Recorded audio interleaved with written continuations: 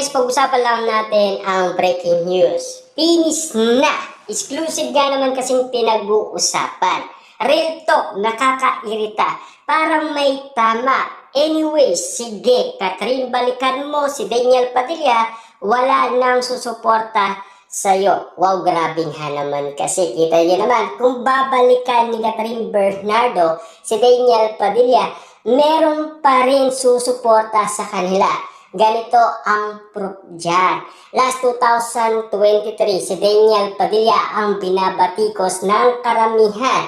Gusto na nga siyang pabagsakin ng iba at ang iba, ang pagkakaunawa nila, si Daniel Padilla ay titira na lamang sa ibang bansa para kalimutan ang lahat. Pero sumuko ba si Daniel Padilla? Ano ang nangyari ngayon kay Daniel Padilla? Naging successful pa rin siya. Meron kasi siyang ibubuga.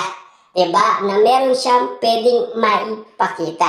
Catherine Bernardo, grabe. Patuloy siyang namamayagpag sa kanyang career. Kitang-kita niyo naman siguro, kapag nagsama ang dalawa, matinding pasabog yan ayon sa balita. Obvious naman kasi kung sakasakaling ang nangyayari ngayon kina Catherine Bernardo at Daniel Padilla na pilit pinag-uusapan na makikipagbalikan daw si Catherine Bernardo kay Daniel Padilla. Lalong-lalo na kasi mas napapatunayan ngayon ng karamihan ang mga throwback movie at teleserye ng Katniel na pinopost ng ABS-CBN. Mas tumitindi at nagkakaroon ng proof ang karamihan kung bakit nagpapaiwatig ang ABS-CBN para kina Daniel Padilla at Catherine Bernardo. Sigurado tayo next year magpapakilig sina Catherine Bernardo at Daniel Padilla dahil yan ang mga kumakalat na issue ngayon sa social media na todong magbantay ng magdamagan ang mga netizens at mga sausawerang kapitbahay. Na alam nyo naman siguro, si Daniel Padilla madalas magparamdam yan kay Catherine Bernardo. Kahit na nakablock na siya sa lahat ng social media platform para kay Catherine Bernardo. Pero lumalaban pa rin siya, di ba? Kaso nga lang, narinig na natin si Daniel Padilla na parang nakamove on na, sumuko na, napagod na rin siya. Ayon kasi sa update sa atin ng iba't ibang mga netizens. Pero si Catherine Bernardo ngayon, pilit bumabangon at pilit nilalaban niya ang pagmamahal niya para kay Daniel Padilla. Kasi malungkot pa rin daw si Catherine Bernardo kahit na successful na siya.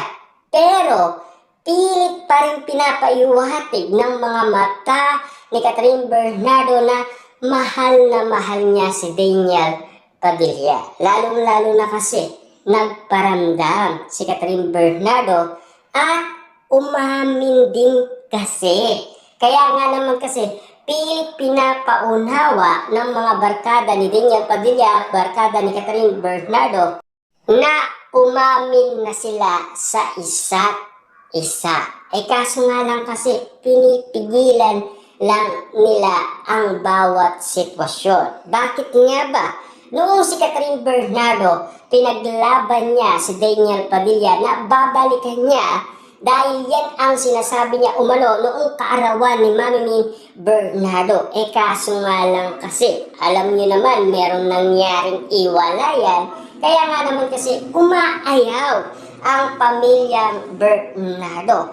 Pero ano naman ang sinasabi ng karamihan, di ba?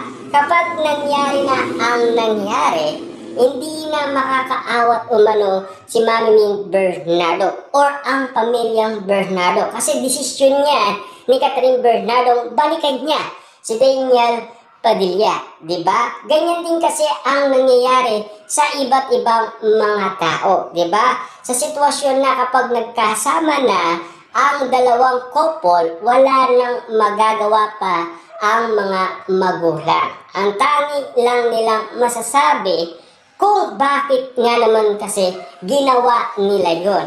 Pero ika nga ng iba, pauna lang daw yun, di ba?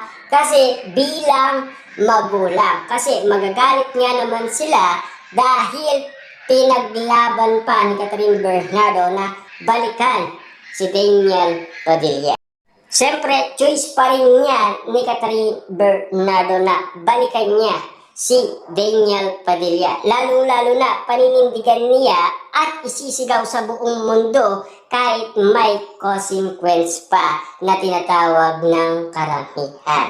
Lalo-lalo na kasi nagiging masaya si Catherine Bernardo kapag kasama niya si Daniel Padilla.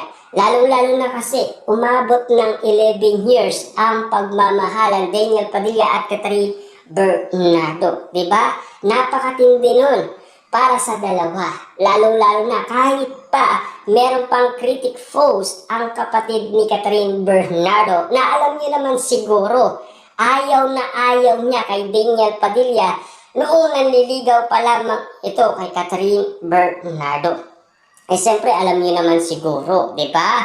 Meron ng mga nangyaring usap-usapan sa Angkan Padilla. Kaya nga naman kasi yan din ang nililinaw ni Mami Bernardo. Pero nasa tao kasi yan. Kung sakasakaling magagawa din ni Daniel Padilla kay Catherine Bernardo yun. Eh kaso nga lang, may proof na. Kaya nga naman kasi nagkaiwalay sina Daniel Padilla at Catherine Bernardo, di ba? Eh kaso nga lang kasi, kahit pa ipaglaban niya ni Catherine Bernardo at Daniel Padilla, wala namang magagawa kahit na sino, di ba? Kasi sila naman ang nagdesisyon na magkabalikan at magmahalan muli. Ano pa ang magagawa nila? Diba? Manonood na lang sila at mag-iintay ng mga update. Lalong-lalo na kasi ang sinasabi ng karamihan, obvious naman na malungkot si Catherine Bernardo kahit na meron na siyang Mayor Mark Alcala. Parang hindi pa sapat si Mayor Mark Alcala para kay Catherine Bernardo. Meron pa rin siyang ibig ipaiwati na inaabol-abol niya pa rin si Daniel Padilla. Diba? Grabe.